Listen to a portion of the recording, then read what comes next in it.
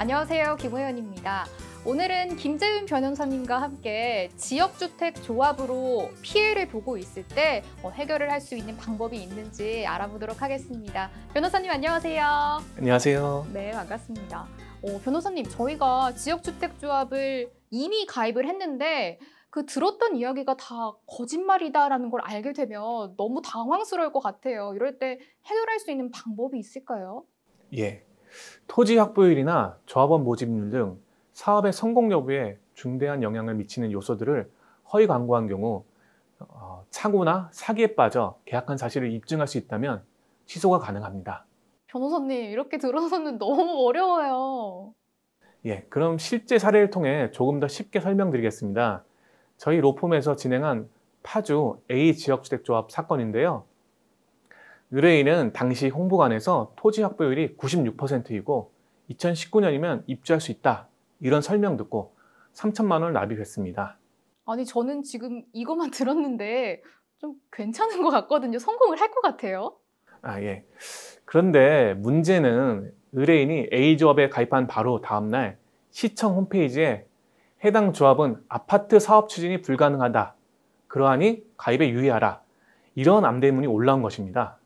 아니, 가입한 지 하루 만에 그런 얘기를 들으셨으면 너무 놀라셨을 것 같은데 어떻게 된 일인가요? 예. 추진위원회가 사업을 추진하는 부지의 대상 면적이 어떤 법에 정한 기준 면적을 충족하지 못했고, 조합에서 홍보했던 토지 확보율도 사실과 달랐습니다. 실제 주주들로부터 토지 사용 승낙을 받지 못했음에도 조합에서 토지 사용 승낙을 받았다고 거짓으로 광고한 것이죠. 하지만 의뢰인은 이러한 내용에 대해 어떠한 설명도 듣지 못한 채 조합에 가입하게 된 것입니다. 아, 그렇군요. 그런데 저희가 알다시피 지역주택조합을 탈퇴하고 환불까지 받는 게 쉽지 않다라는 건 다 알고 계실 것 같은데요. 이 사건은 어땠을까요? 예. 사실 조합의 과실이 명확한 경우에 협의를 통해 문제 해결하는 경우도 많습니다. 그래서 저희도 초반에는 협의를 제안했는데요. 하지만 조합에서 협조하지 않아서 결국에 납입금을 반환해달라는 소송까지 진행해야 했습니다.